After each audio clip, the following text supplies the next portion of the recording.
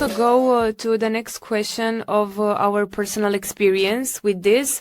What are the activities and some activities that you participated in regarding this subject or more political subjects in general, about the European Parliament or the European Union in general, or anything related to politics and maybe even educational programs in general? I can start because probably I will say that I never actually been fully educated about European Union and about European Parliament, maybe about European Union, but it was not really a very good education. And as well, I'm here to represent a little bit Ukrainian experience, because we only started entering the like this discourse, we only started entering European Union, and European space in that topics. So we weren't actually educated because it was a bit not of our current events and our current reality. So majorly, I'm educated right now through my volunteering experience, through some projects that are engage and influence us in some ways, that are created by some of the like European Council, some of the like British Council, some of them will be European Solidarity Corps, which I'm currently in as a part of the volunteering team, because you're on the other project, for example. And we learn these things by the way of doing things ourselves. And as well, we are a bit more educated because this year you had here in Romania elections for everything. Was it like 4 elections? Let's count them. So 2024 was the year of elections all around the world. We have elections in the United States, in Britain, in France, in Germany as well. We have in Romania. It's actually the first time I voted officially. Congrats, Thank me you. also. Yeah, and you are also supposed to have elections. In Romania, let's count them. So to count the elections, to know how many people we were able to vote for, we can start at the local level. So first we have the local council that we voted on. Then alongside the local council is the township, the mayor. We also voted on the mayor. Then we go up a level. It's the county level. On the county level, we voted for the county council once again, and also for the county president. Already, so all of this can be grouped together for the local elections, let's say.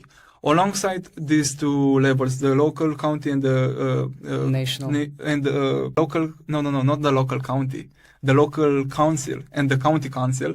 We also voted for the European parliamentary elections.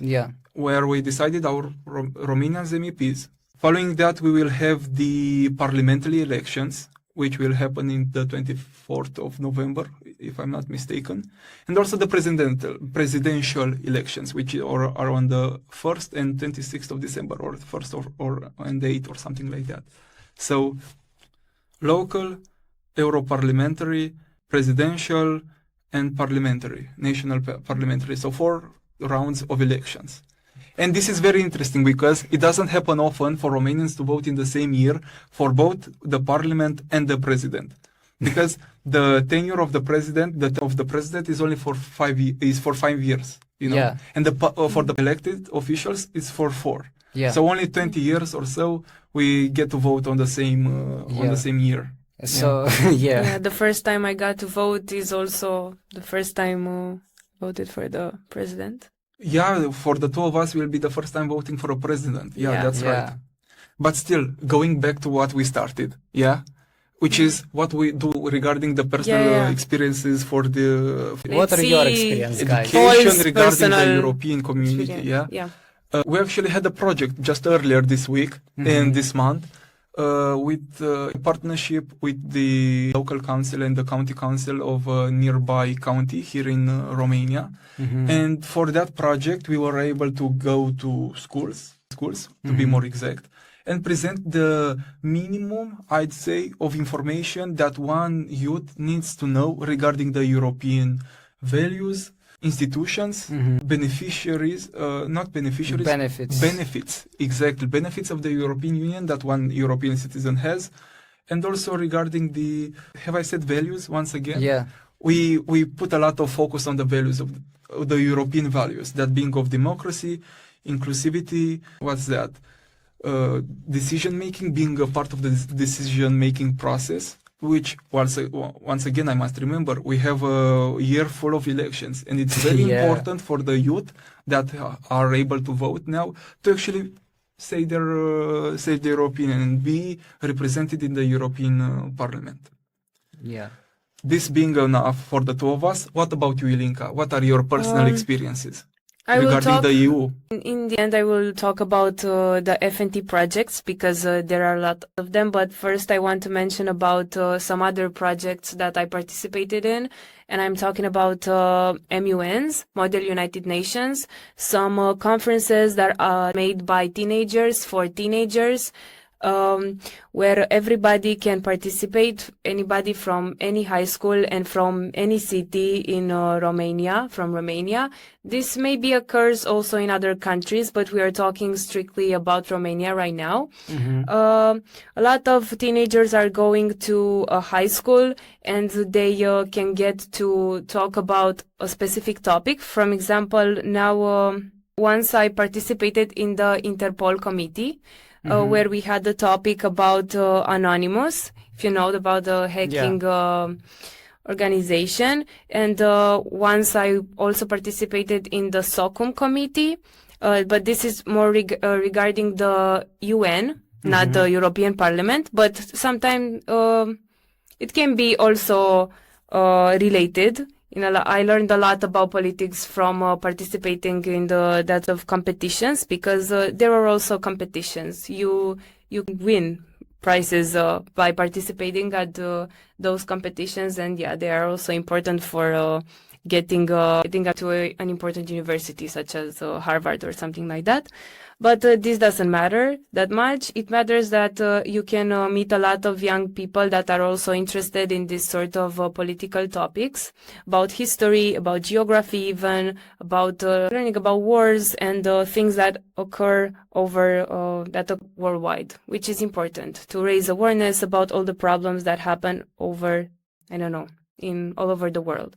And I learned, as I said, a lot of things about the world, about Europe, about the European Union, the European Parliament, about UN and other things.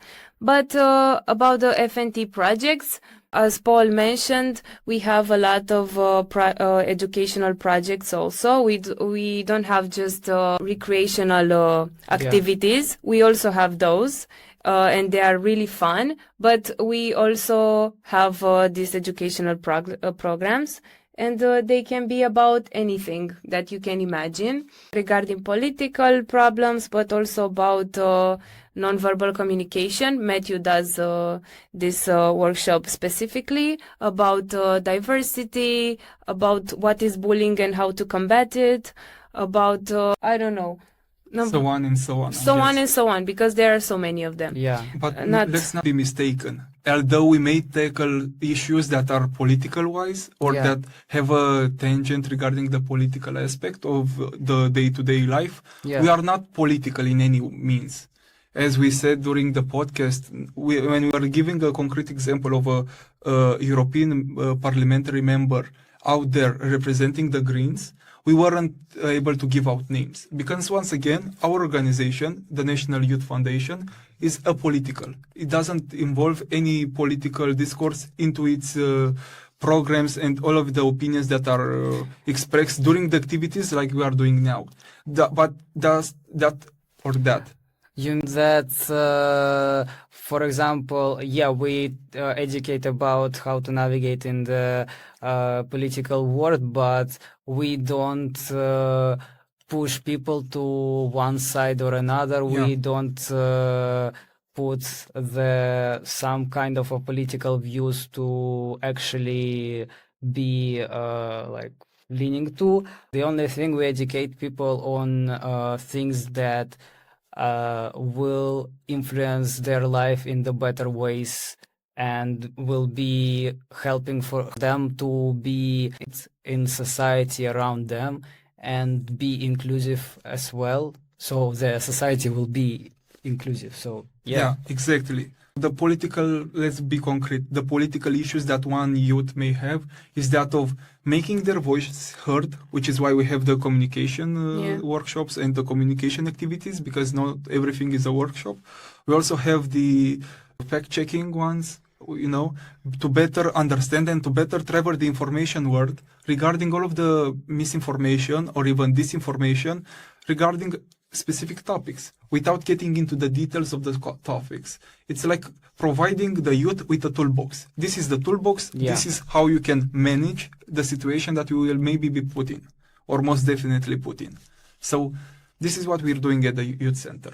We are youth workers or aspiring to be youth workers as volunteers, and we develop youth. And one way to do that, especially talking about the European Parliament, is making their voice heard, right? Yeah. So this is what we're doing now. and We're giving them tools to speak. Exactly. Giving the toolbox to the youth. This is what all of the projects are mostly about. Having the youth actually make the decision, take part in the decision-making process.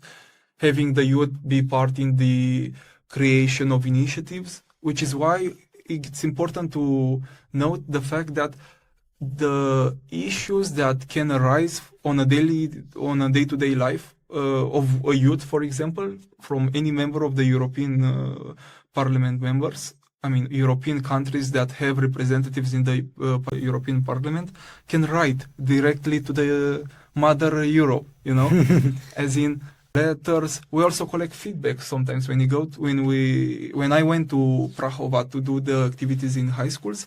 We ask the youth directly what are their issues, what are their needs, what are their wants regarding the European Union. And all of these issues that have been discussed by them and submitted to the European Union as a whole will go to the European Parliament. Because that is where the decision-making and the change-making process actually starts at.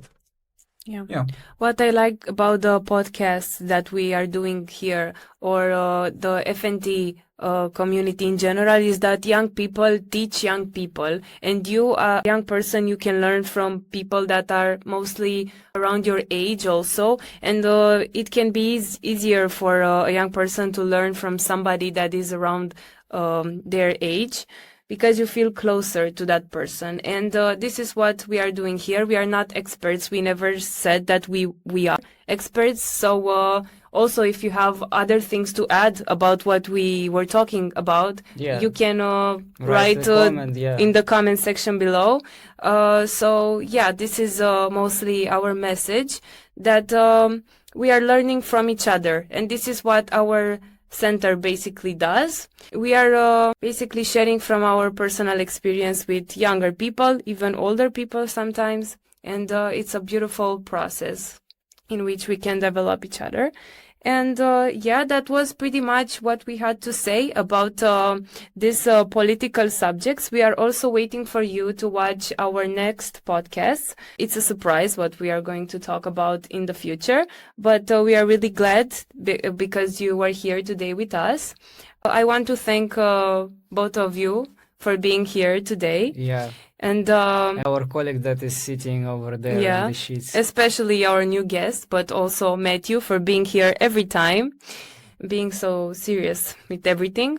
And let's say bye together. And thank you so much for being here. And remember, be the change you want. Vote if you're over 18. It's the only way to make in this society. Difference. Yeah. So again, thank you to you guys as well, because you were preparing the information for this session and you were answering my questions, and it was a nice intercultural, international exchange with you guys. And so let's say bye. So